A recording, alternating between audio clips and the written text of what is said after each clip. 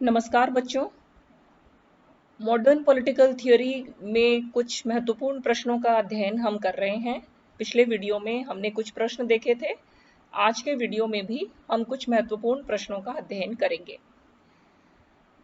परंपरागत राजनीतिक सिद्धांत की प्रकृति अथवा विशेषताएं बताइए। यह एक शॉर्ट आंसर टाइप क्वेश्चन यदि आता है तो हमें इसकी सभी विशेषताओं का उल्लेख करना है। जैसे कालखंड की दृष्टि से बात करें तो हमने पिछले वीडियो में भी देखा था, परंपरागत राजनीतिक सिद्धांत प्लेटो से लेकर 19वीं शताब्दी तक 23 वर्षों के लंबे कालखंड से निर्मित हुआ है।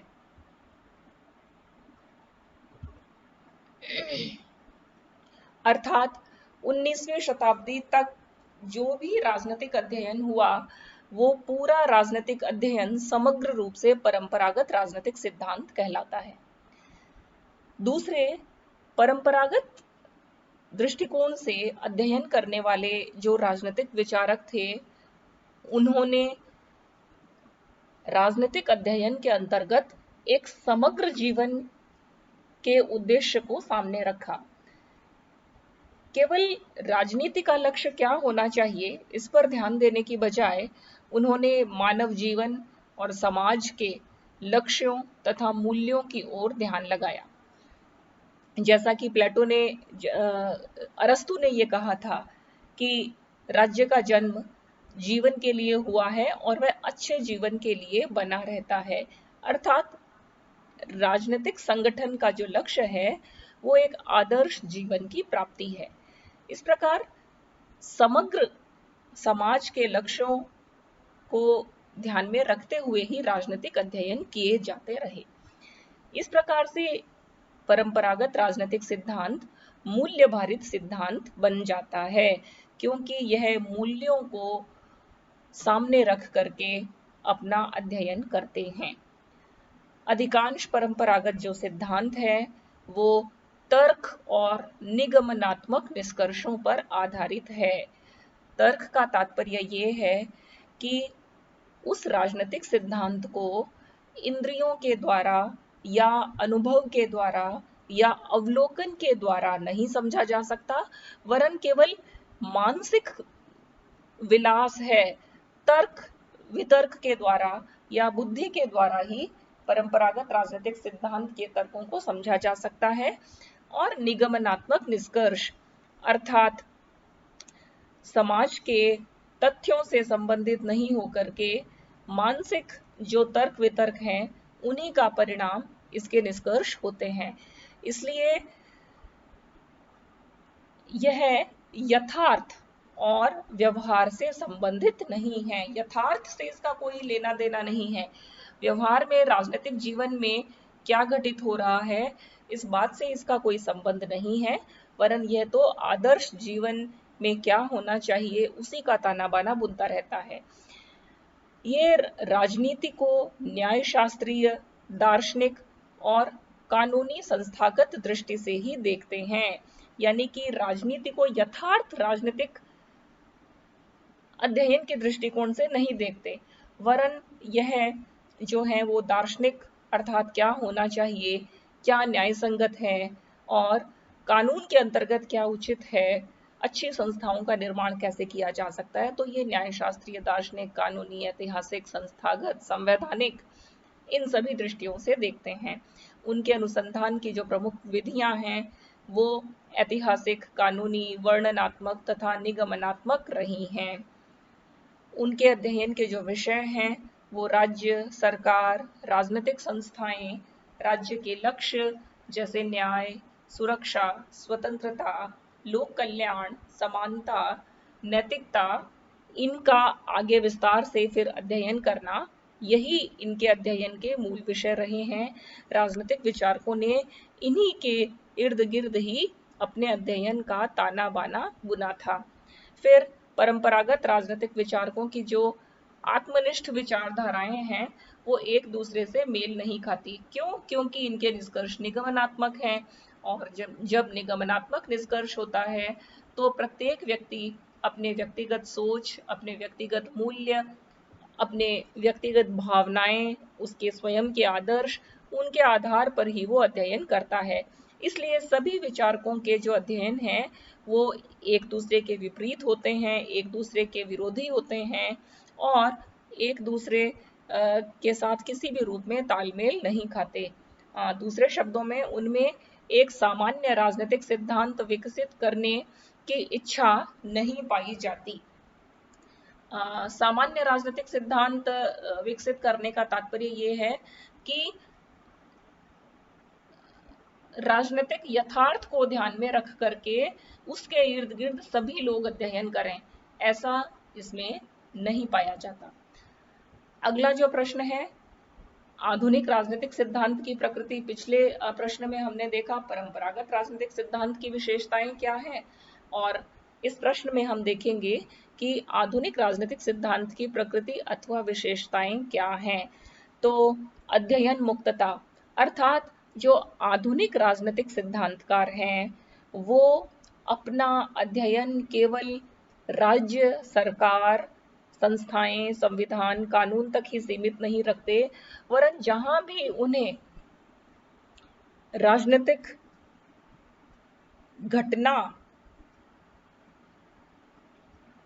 देखने को मिलती है वहीं वो उसका अध्ययन कर लेते हैं। यहाँ तक कि परिवार के जो कि परिवार एक निजी जीवन का क्षेत्र माना जाता है, लेकिन परिवार में किस प्रकार की राजनीति घटित हो रही है, महिलाओं के क्या अधिकार हैं, इसी प्रकार से विभिन्न आयु, बुजुर्गों के, बच्चों के, युवाओं के क्या अधिकार हैं, राज्य से इतर कोई यदि अन्य संस्थाएं हैं समाज की, उनका भी अध्ययन किया जा सकता है। यानी कि अब अध्ययन का कोई एक निश्चित क्षेत्र और विषय वस्तु नहीं है। जहां भी राजनीतिक अध्ययन शोधकर्ता को लगता है कि यहाँ से राजनीतिक घटना के स्वरूप को प्राप्त किया जा सकता है, वहीं से उसका अध्ययन वो कर लेते हैं। तो इसलिए अध्ययन का क्षेत्र बहुत व्यापक हो गया है। अनुभवात्मकता, अनुभवात्मकता का तात्पर्य है कि ऐसा अध्ययन जिसका बार बार अवलोकन किया जा सके। तो ऐसा जो अवलोकन है वो केवल यथार्थ का ही, यथार्थ घटनाओं का ही हो सकता है, जिनको कि इंद्रियों के माध्यम से जांचा और परखा जाए।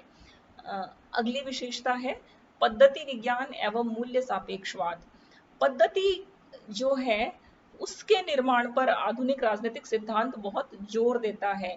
यानी कि एक शोध की निश्चित पद्धति होनी चाहिए। रिसर्च मेथोडोलॉजी जो है, शोध प्रविधि शास्त्र, आधुनिक राजनीतिक सिद्धांत के अंतर्गत पूरी समग्रता के साथ विकसित कर लिया गया है और शोधार्थी उसी पद्धति पर चलकर अपना अध्ययन आज करता है। वह अपनी मर्जी से किसी भी पद्धति को नहीं अपना सकता।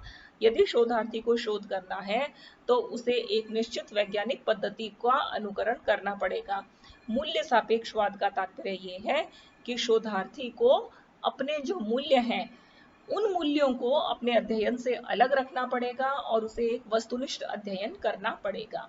शोध और सिद्धांत में घनिष्ठ संबंध, अर्थात सिद्धांत निर्माण जो है वो शोध परक होना चाहिए। सिद्धांत केवल काल्पनिक और तर्क वितर्क से ही संबंधित नहीं हो, वरन उसके पीछे वैज्ञानिक पद्धति के द्वारा एक वैज्ञानिक शोध का परिणाम ही सिद्धांत होना चाहिए। जिस प्रकार से विभिन्न विज्ञानों में लंबा शोध किया जाता है और उस लंबे शोध के परिणाम स्वरूप सिद्धांत निर्माण किया जाता है, वही स्थिति अब राजनीतिक अध्ययनों में आधुनिक राजनीतिक सिद्धांत के अंतर्गत होती है। असामंजस्य और अनेक रूपता। अब क्योंकि आधुनिक राजनीतिक सिद्धांत जो है वो केवल सेकेंड वर्ल्ड वॉर के बाद अर्थात 1950 के बाद ही कुछ व्यवस्थित रूप में सामने आया है। तो एक तरफ हमने देखा कि परंपरागत राजनीतिक सिद्धांत का जो कालखंड है वो लगभग 2500 साल का है, 2300 वर्षों का कालखंड है, और इधर आधुनिक राजनीतिक सिद्धांत का कालखंड मात्र 50 वर्ष का है। इसलिए 50 वर्ष की अवधि में यह तो अभी तक विकास के विभिन्न रूप प्राप्त कर रहा है। आधुनिक राजनीतिक सिद्धांत के जो विभिन्न उपागम हैं उनमें बहुत असामंजस्य है, वो बहुत अनेक रूप हैं और उनमें किसी भी प्रकार की स्थिरता अभी नहीं आ पाई है, इसलिए यह इसकी एक विशेषता है। अनुशासन की स्वायत्तता और विकास के प्रति जागरूकता। अनुशासन की स्वायत्तता अर्थात राजनीतिक विज्ञान को अन्य विज्ञानों से पृथक रखा जाना चाहिए, यह प्रत्येक राजनीति वैज्ञानिक की इच्छा है। और उसी दृष्टिकोण से जब वह अध्ययन करता है तो उसके अध्ययन का यह लक्ष्य होता है कि वो एक स्वतंत्र वैज्ञानिक अध्ययन करके अपने विषय की वैज्ञानिकता को आगे बढ़ाएं। अगली जो विशेषता है, एक मौलिक समाज विज्ञान के रूप में उदय, अर्थात आधुनिक राजनीतिक सिद्धांत का अनुकरण करके ही राजनीति विज्ञान एक मौलिक समाज विज्ञान के रूप में सामने आया है। अर्थात राजनीतिक अध्ययन केवल राजनीतिक यथार्थ को जानने के लिए ही, किंतु उससे पूर्व जैसे कि पुरानी जो क्लासिक्स हैं, चाहे वो अरस्तु की पॉलिटिक्स है या प्लेटो की रिपब्लिक है या हॉब्स का लेवाइथन है, वो जीवन के सभी पक्षों से संबंधित थे। उनका सरोकार केवल राजनीतिक पक्ष से नहीं था। किंतु अब आधुनिक राजनीतिक सिद्धांतकार इस बात का ध्यान रखते हैं कि उन्हें केवल राजनीतिक पक्ष का ही वैज्ञानिक अध्ययन करना है। अंतः अनुशासनात्मकता, यहाँ पर यह गलत टाइप हुआ है, अंतः अनुशासनात्मकता। अंतः अनुशासनात्मकता का अर्थ ये है कि यद्यपि हम राजनीतिक यथार्थ का ही अध्ययन करेंगे, किंतु उसके लिए यदि अन्य समाज विज्ञानों के सहयोग की आवश्यकता हुई तो हम वो उनका सहयोग लेने से भी नहीं हिचकेंगे। जैसे राजनीतिक विज्ञान का जब अध्ययन करते हैं तो बहुत सारी अर्थशास्त्रीय, सांख्यिकीय, समाजशास्त्रीय और मनोवैज्ञानिक पद्धतियां जो कि वैज्ञानिक पद्धतियां हैं, तो इसलिए इन सभी विषयों के साथ आज राजनीतिक विज्ञान का बहुत निकट का संबंध स्थापित हो गया है। मुख्यतः ये जो विषय हैं, मनोविज्ञान, अर्थशास्त्र, समाजशास्त्र और सांख्यिकी, इनकी पद्धतियों का आज राजनीतिक सिद्धांतकार बेधड़क और खुल करके प्रयोग कर रहे हैं। इस प्रकार से सभी विषय जो हैं वो पहले की अपेक्षा एक दूसरे के निकट आ गए हैं। यह है अंतः अनुशासनात्मकता। व्यापक समस्याओं का मूल्यांकन एवं समाधान। आधुनिक राजनीतिक सिद्धांत की यह जो विशेषता है, यह उत्तर व्यवहारवाद के आने के बाद हुई है। अर्थात 1970 के दशक से इस विशेषता को सम्मिलित किया जा सकता है। 1970 से पहले तो जो व्यवहारवाद के अंतर्गत यह माना जाता था कि राजनीति का वास्तविक राजनीतिक जीवन से कोई सरोकार नहीं है, उन्हें तो केवल वैज्ञानिक दृष्टि से अच्छे सिद्धांतों का निर्माण करना है। किंतु उत्तर व्यवहारवाद के आने के बाद यह माना गया कि समाज की जो व्यापक समस्याएं हैं जिनसे मानवता जूझ रही है, उन समस्याओं का क्या समाधान होना चाहिए, यह भी आधुनिक राजनीतिक सिद्धांत का एक उद्देश्य है। और विकासशीलता, यानी कि अध्ययन जो है वो निरंतर विकास की ओर अग्रसर होना चाहिए। जिस प्रकार से यथार्थ बदलता है, उसी प्रकार से उस यथार्थ के अध्ययन के लिए विषय को भी निरंतर विकासमान रहना पड़ेगा। तो इस प्रकार से आधुनिक राजनीतिक सिद्धांत की जो विशेषताएं हैं वे परंपरागत राजनीतिक सिद्धांत से बिल्कुल भिन्न हैं। अगला प्रश्न है, राजनीतिक सिद्धांत का पतन अथवा पॉलिटिकल डिके अथवा डेथ ऑफ पॉलिटिकल साइंस, इस तरह से कई नामों से जाना जाता है। यह क्या है? राजनीतिक सिद्धांत का पतन किसे कहते हैं? तो देखिए, 20वीं शताब्दी में आधुनिक वैज्ञानिक जो राजनीतिक सिद्धांत निर्माण के प्रति इतनी अधिक आशावादिता उत्पन्न हो गई, 1925 में सांख्यिकीय पद्धतियों के प्रति चार्ल्स मेरियम नामक एक राजनीतिक वैज्ञानिक हुआ। उन्होंने ये कहा कि परंपरागत अध्ययन जो है उससे हम राजनीतिक विज्ञान का कोई भला नहीं कर पाएंगे। तो 20वीं शताब्दी के प्रारंभ से ही यह प्रक्रिया शुरू हो गई और 1950 तक आते आते तो पूरी तरह से परंपरागत राजनीतिक जो सिद्धांत है, यानी कि परंपरागत दृष्टिकोण से अध्ययन करने की उपादेयता ही समाप्त हो गई। तो राजनीतिक सिद्धांत का पतन का क्या अर्थ है? जब हम राजनीतिक सिद्धांत का पतन कहते हैं तो उसका अर्थ है परंपरागत राजनीतिक सिद्धांत का पतन। ठीक है, यह बात हमें अच्छी तरह से समझ लेनी चाहिए। यानी कि परंपरागत राजनीतिक सिद्धांत का जो पतन है उसका अर्थ ये है कि अब परंपरागत राजनीतिक सिद्धांत की उपयोगिता समाप्त हो गई है। परंपरागत राजनीतिक सिद्धांत राजनीतिक यथार्थ को समझने के लिए बिल्कुल भी सक्षम नहीं है। इसलिए परंपरागत राजनीतिक सिद्धांत अब बीते समय की बात हो गई है, इसलिए उसका त्याग कर दिया जाना चाहिए। यह जो विचार है ये आधुनिक राजनीतिक सिद्धांतकारों में तेजी से पनपने लगा। और जब सभी लोग इस आधुनिक राजनीतिक सिद्धांत की जो धारा है इसमें बहने लग गए, तब ये कहा गया कि अब राजनीतिक सिद्धांत का पतन हो गया है। अर्थात किस राजनीतिक सिद्धांत का? यहाँ पर परंपरागत शब्द छुपा हुआ है। और इसी स्थिति को डेविड ईस्टन ने राजनीतिक सिद्धांत के पतन अथवा मृत्यु के रूप में स्वीकार किया है। परंपरागत राजनीतिक सिद्धांत के पतन के पीछे क्या कारण रहे?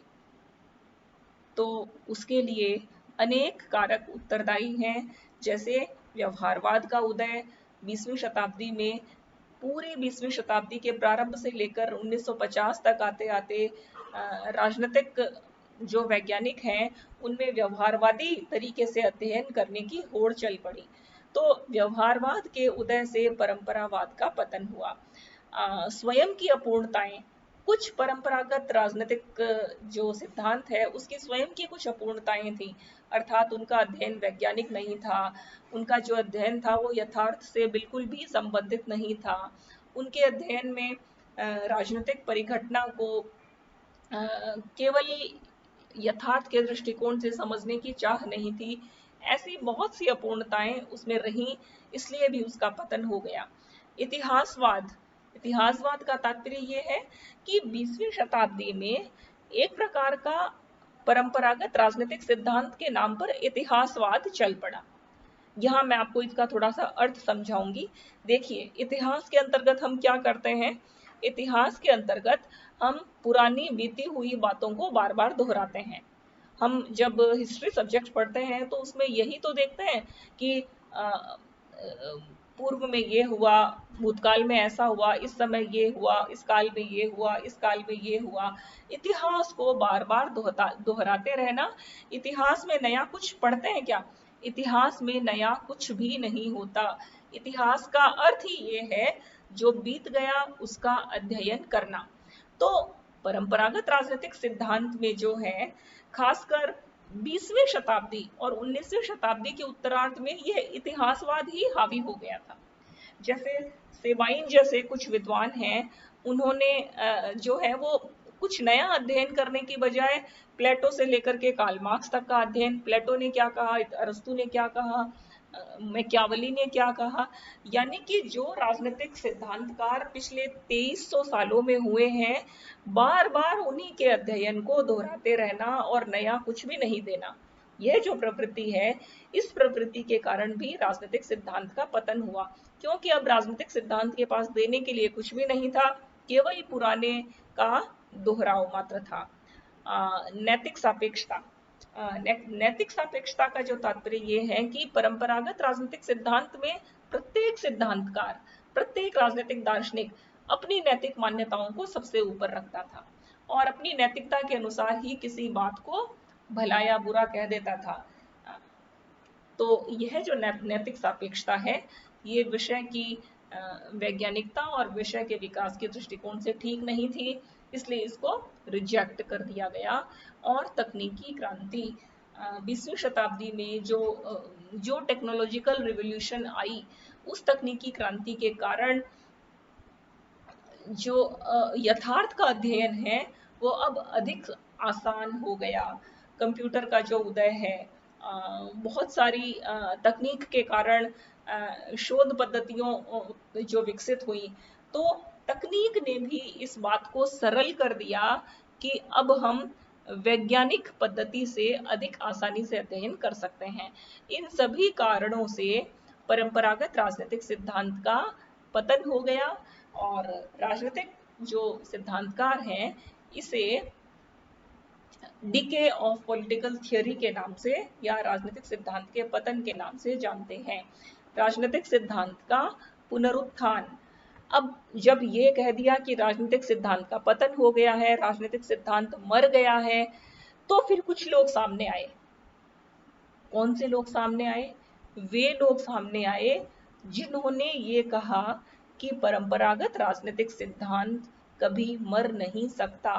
परंपरागत राजनीतिक सिद्धांत सभी कालों के लिए उपादेय है, सभी स्थानों के लिए उपादेय है, क्योंकि उसमें आदर्श मूल्यों को प्राप्त करने की चाह है।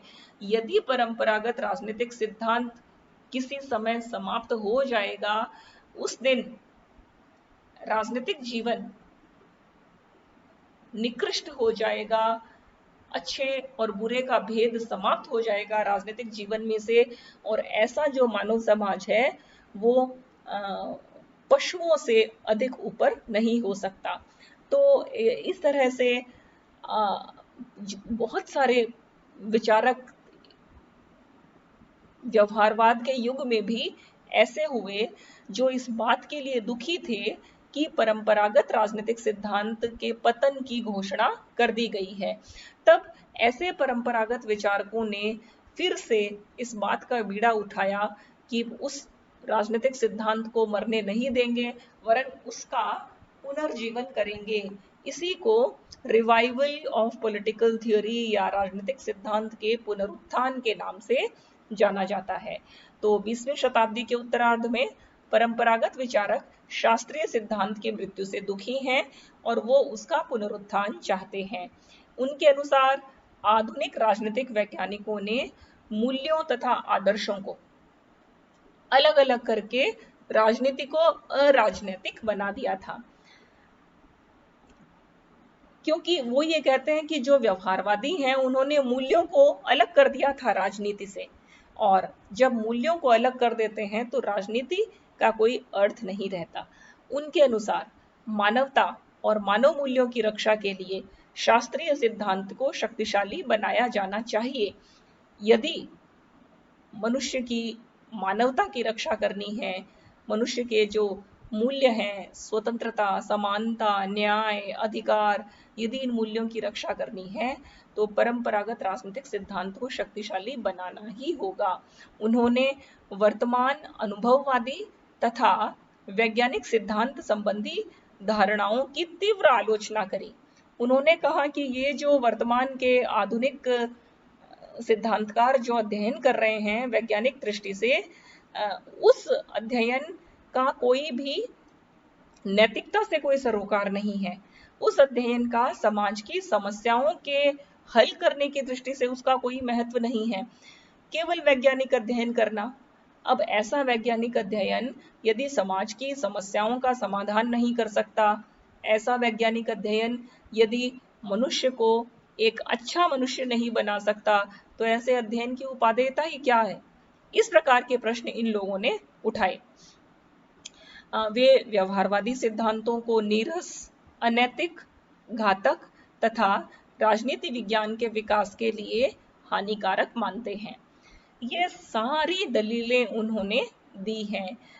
पश्चिम में परंपरागत राजनीतिक सिद्धांत की निरंतरता के जो प्रतिनिधि विचारक हैं वो है माइकल ऑकशॉट, जो कि परंपरावाद के बहुत प्रखर प्रतिनिधि माने जाते हैं आधुनिक सिद्धांत के समय में भी। Hannah Arendt, Bertrand Jouvenel, Leo Strauss, Eric Voegelin, ये सभी जो विचारक हैं, ये विचारक वर्तमान समय में भी वैज्ञानिक पद्धति के इस युग में भी ये मानते हैं कि परंपरागत राजनीतिक सिद्धांत की दृष्टिकोण से ही अध्ययन किया जाना चाहिए। अगला जो प्रश्न है, परंपरागत से आधुनिक की ओर जो कदम उठे हैं उन्हें समझाइए। यानी कि हमने ये देखा कि 19वीं शताब्दी तक परंपरागत राजनीतिक सिद्धांत था, 20वीं शताब्दी से आधुनिक राजनीतिक सिद्धांत का आना प्रारंभ हुआ और 1950 तक आते आते यह पूरी तरह से स्थापित हो गया।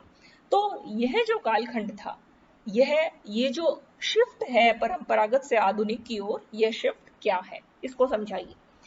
तो आइए इसको देखते हैं। परंपरागत राजनीतिक सिद्धांत के प्रति तीव्र प्रतिक्रिया हुई, ठीक है, इन्होंने उसको अपूर्ण ठहराया, जिसके परिणाम स्वरूप आधुनिक राजनीतिक सिद्धांत का आविर्भाव हुआ। लोकतंत्र का उदय, अब कारण कौन से रहे आधुनिक के आने के? लोकतंत्र का उदय कहाँ? अर्थात फर्स्ट वर्ल्ड वॉर के बाद और सेकेंड वर्ल्ड वॉर के बाद दुनिया के बहुत सारे देशों में लोकतंत्र का उदय हुआ, तानाशाही व्यवस्थाएं समाप्त हुई, राजतंत्र समाप्त हुए और लोकतंत्र का उदय हुआ। तो लोकतंत्र के आने के कारण क्या हुआ? राजनीति का क्षेत्र भी व्यापक हुआ। राजतंत्र में केवल एक ही व्यक्ति शासन करता है और लोकतंत्र में पूरी जनता को ही शासन करने के लिए, तो राजनीतिक जो राज्य का जो कार्यक्षेत्र है, राजनीतिक जीवन है, उसका दायरा व्यापक हो जाता है। तो लोकतंत्र का उदय, धर्मनिरपेक्षता का प्रभाव, औद्योगिक क्रांति, तकनीकी क्रांति, प्राकृतिक तथा अन्य समाज विज्ञानों में अभूतपूर्व विकास, राष्ट्रीय और अंतर्राष्ट्रीय राजनीति का परमाणु युग के संदर्भ में महत्व, यानी कि ये सब नई बातें जुड़ी हैं 20वीं शताब्दी में। राष्ट्रीय और अंतर्राष्ट्रीय, हमने देखा कि 1945 में हिरोशिमा और नागासाकी पर अमेरिका ने आक्रमण कर दिया, परमाणु बम जो है वो डाल करके उनको नष्ट कर दिया। तो उस संदर्भ में जो है वो नई प्रकार की राजनीति का जन्म हुआ और नए तरीके से राजनीतिक अध्ययन प्रारंभ हुए। नवीन विकासशील राज्यों का प्रादुर्भाव, एशिया, अफ्रीका और लैटिन अमेरिका के बहुत सारे नए राज्य, पहले स्वतंत्र राज्यों की संख्या लगभग 50 थी और 1950 तक आते आते 50-60 तक आते स्वतंत्र राज्यों की संख्या लगभग 150 हो गई। तो पूरी दुनिया में 100 के लगभग नए स्वतंत्र राज्य पैदा होना, इन सभी घटनाओं ने परंपरावाद के विरुद्ध जो है वो असंतोष पैदा हुआ। और यह जो असंतोष है, परंपरावाद के विरुद्ध असंतोष सबसे अधिक अमेरिका में ही अभिव्यक्त हुआ। क्यों अभिव्यक्त हुआ? इसके लिए आपको थोड़ा इंटरनेशनल पॉलिटिक्स की तरफ भी ध्यान देना पड़ेगा, क्योंकि फर्स्ट और सेकेंड वर्ल्ड वॉर के बाद में यूरोप की जो शक्तियां थी वो तो पुराना ब्रिटेन, जर्मनी, फ्रांस, ये सब तो धराशायी हो गए, खत्म हो गए। अब दुनिया में जो नया विश्व का नेतृत्व करने वाला जो देश था वो अमेरिका ही था और अमेरिका जो है वो उसके सामने उसको चुनौती देने वाला जो देश था वो रूस था, सोवियत संघ था। तो अमेरिका और सोवियत संघ में एक शीत युद्ध प्रारंभ हुआ, अर्थात दुनिया का नेता कौन बनेगा इस बात के लिए युद्ध प्रारंभ हुआ और यह युद्ध लगभग 40 वर्ष तक चला, उसे शीत युद्ध कहा जाता है। तो शीत युद्ध के कारण तथा विश्व राजनीति में अपने बढ़ते हुए महत्व के कारण जो अमेरिका है वो विकासशील देशों पर अपना प्रभाव बढ़ाना चाहता था। अमेरिका भी यह चाहता था और रूस भी यह चाहता था, किंतु अमेरिका ने अपने इस महत्व को दुनिया के गरीब देशों पर अपना प्रभाव बढ़ाने के लिए उन देशों में पुनर्निर्माण कैसे किया जा सकता है, उन देशों में कैसे सहायता दी जा सकती है, इसलिए इन गरीब देशों की राजनीति का वैज्ञानिक अध्ययन करना आवश्यक समझा। और इसीलिए अमेरिका में 1856 में पहली बार कोलंबिया विश्वविद्यालय में स्वतंत्र रूप से राजनीति विज्ञान की प्रथम अलग से राजनीति विज्ञान विभाग खोला गया। कब? 1856 में अमेरिका के कोलंबिया विश्वविद्यालय में।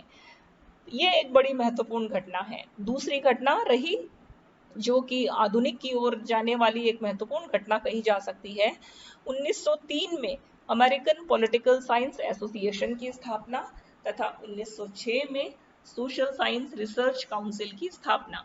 इसके साथ ही ये जो तीन महत्वपूर्ण, एक अलग से पॉलिटिकल साइंस डिपार्टमेंट खोलना और अमेरिकन पॉलिटिकल साइंस एसोसिएशन, जिसमें कि अमेरिका के सारे महत्वपूर्ण राजनीतिक वैज्ञानिक इसके सदस्य बने, इनका उद्देश्य ही ये था कि कैसे शोध किया जाए समाज विज्ञानों में, कैसे वैज्ञानिक शोध किए जाए ताकि अमेरिका के उद्देश्यों की पूर्ति हो सके।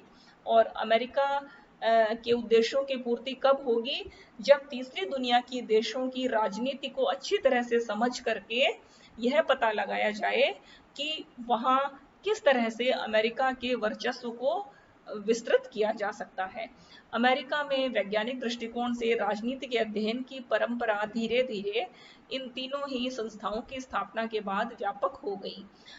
वुड्रो विल्सन ने एक पुस्तक लिखी, अमेरिका के राष्ट्रपति थे वुड्रो विल्सन, उन्होंने पुस्तक लिखी कांग्रेसनल गवर्नमेंट, अच्छा 1885 में। इस पुस्तक में वो कहते हैं कि अब अमेरिका की जो संस्थाएं हैं, अमेरिका की राजनीति को हमें किताबी ढंग से नहीं समझना चाहिए, वरन जैसी व्यवहार में है उसी दृष्टिकोण से उसे समझने का प्रयास करना चाहिए। ग्राम वालेस अमेरिका के एक पॉलिटिकल साइंटिस्ट थे, उन्होंने पुस्तक लिखी, बहुत महत्वपूर्ण पुस्तक है ये, ह्यूमन नेचर इन पॉलिटिक्स, 1908 में ही लिखी थी। अर्थात राजनीति में हमें मानव स्वभाव का अध्ययन भी करना चाहिए, क्योंकि वस्तुतः मनुष्य का जो स्वभाव है वो ही राजनीति को निर्धारित करता है। एक और पुस्तक 1908 में ही आई, आर्थर बेंटले की पुस्तक द प्रोसेस ऑफ गवर्नमेंट, सरकार वास्तव में काम कैसे करती है इसको जानने का प्रयास करना। Charles Merriam, Lasswell, Gatlin, Catlin, sorry ये कैटलिन शब्द है ये, Merriam, Lasswell, Catlin, David Easton, ये भी अन्य महत्वपूर्ण विचारक थे जिन्होंने आधुनिक राजनीतिक सिद्धांत के अध्ययन को व्यापक बनाया। तो इस प्रकार से अब हमें यह समझ में आ जाना चाहिए कि परंपरागत से आधुनिक की ओर जाने का जो पूरा श्रेय है, लगभग हम ये कह सकते हैं कि 100 में से लगभग 90% तक का जो श्रेय है वो अमेरिका को जाता है। अमेरिका की जो आकांक्षा थी, विश्व का नेता बनने की जो आकांक्षा थी, उसी के कारण उसने राजनीति के वैज्ञानिक अध्ययन पूरी दुनिया में करवाए और उन अध्ययनों के कारण नई नई पद्धतियों की आवश्यकता